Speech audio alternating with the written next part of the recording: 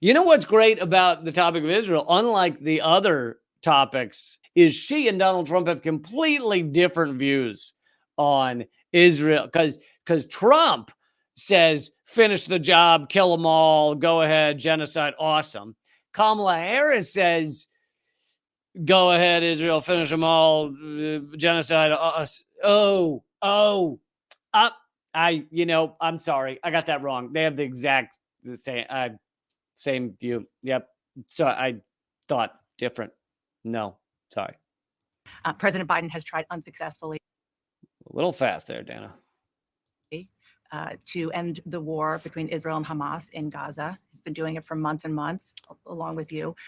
There's some good old CNN propaganda. Yeah, Biden's been trying real hard to end this war on Gaza, to end this genocide.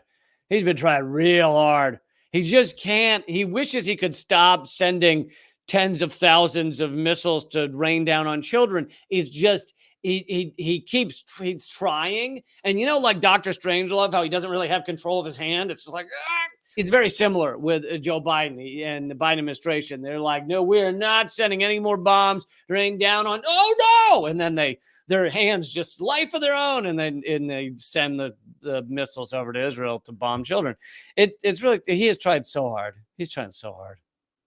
Would you do anything differently? For example, would you withhold some U.S. weapons shipments to Israel? That's what a lot of people on the progressive left want you to do. Let me be very clear. I am unequivocal and unwavering in my commitment to Israel's defense. So no. Would you stop sending missiles to murder innocent people? I want to be clear. No. No.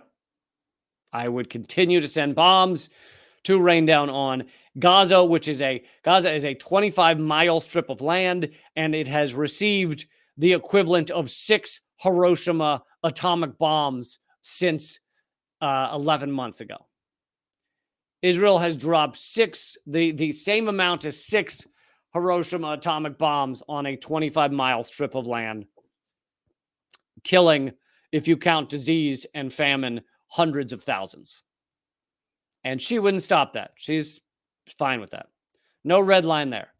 Also, she uses the euphemism, the propaganda term, Israel can defend itself. If you have essentially unarmed, because comparatively the size of the arms and the technology and everything, Gaza is essentially unarmed. If you have an unarmed strip of land and one of the largest militaries the world has ever known, and the unarmed people are in a little 25-mile cage, and you rain bombs down on them for 11 months, killing 40,000 if you don't count famine and disease. Is that defense? Is that, because I must have a bad definition. I must, my dictionary is not up to date. It's actually from the 1600s. And apparently defense means a whole other thing now.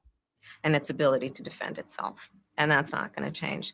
But let's take a step back. October 7, 1,200 people were massacred. Many of them by the IDF, but she cannot say that. Many young people who were simply attending a music festival. Women were horribly raped. Complete lie. And I've brought to you how most of the people at the music festival that were killed by IDF. Many of those cars, a lot of people that were killed at the music festival were in their cars trying to leave. And those cars, because they had bullets piercing the top of the car, which is not where Hamas was not above them. So if bullets are piercing the tops of the cars, where did those come from? Oh, IDF helicopters, which we know did repeated runs back and forth to the music festival, firing and runs to go get more ammunition. And those cars were all shredded and buried in an undisclosed location, because that's what you do when you're innocent of something, right? You take the evidence and you shred and bury it. Anyway, and then we get to the rape allegations. I'm not going to say the word. I'm literally not doing it as a joke or to be snarky, but because I think YouTube will completely stop showing this video to anybody if I say the actual word, which is a beautiful thing that we can communicate here, and YouTube and all these platforms are wonderful. You can communicate as long as you don't talk about real issues, as long as you don't talk about, the worst people in World War II, if you know who I'm talking about, as long as you don't talk about the green grape allegations. The grape allegations have been completely debunked, and I've brought you play-by-play of all of that, so I'm not going to go through it all again. Kamala Harris has been one of the biggest proponents of lying about that. She has been running around saying over and over all of these, repeating all of these mass grape ideas, and she has never mentioned the actual provable grape that has been done by Israeli soldiers on Palestinians in the torture camps.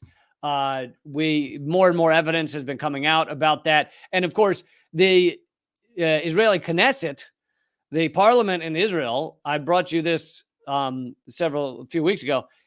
They were actually having a debate as to whether it's okay, whether it's acceptable for IDF and Israeli security forces to essentially grape prisoners as a tactic.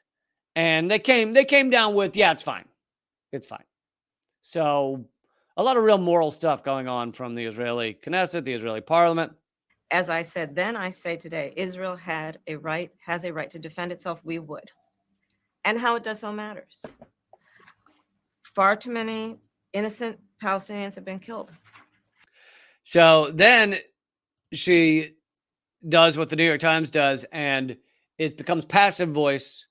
Far too many, and also she adds the word innocent in there, as if you consider them guilty, it's fine to murder as many Palestinians as you want. Like, to throw the word innocent in there, Israel is killing not just everybody they're killing everybody they can discover who's connected to Hamas, but Hamas is the government. So there's plenty of Hamas officials that are not, and people working with Hamas that are not militants. But outside of that, they're killing the entire family. So someone they suspect is with Hamas goes to their home and Israel bombs it and kills the whole family.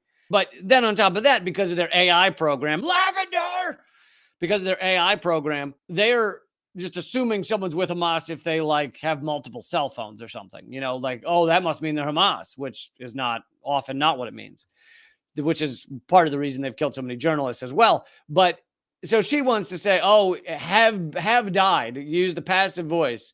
Far too many have died. Oh, really? What's the not too many number of innocent people? What's 10,000 would have been all right, but now it's bothering you a little? We have got to get a deal done. We were in Doha. We have to get a deal done. This war must end. In the meantime, and we must get a deal that is about getting the hostages out. By the way, hostages, whenever you hear them say hostages, that only means Israeli hostages, right? In Gaza, being held in Gaza. Never means all the hostages that Israel's holding, the 10,000 that Israel's holding, and their prisoners, many of whom they're torturing, many of whom are children or women. Those are not hostages, apparently. That doesn't count. Okay, don't talk about those. Just got to get the hostages out. And of course, they've done borderline nothing to actually get a ceasefire. Also, she might want to mention, in terms of not getting a ceasefire, that Israel has bombed and assassinated the main negotiator of Hamas. The main person that was sitting down with people to come up with a ceasefire deal, Israel murdered him. So does that sound like Israel's looking for a ceasefire?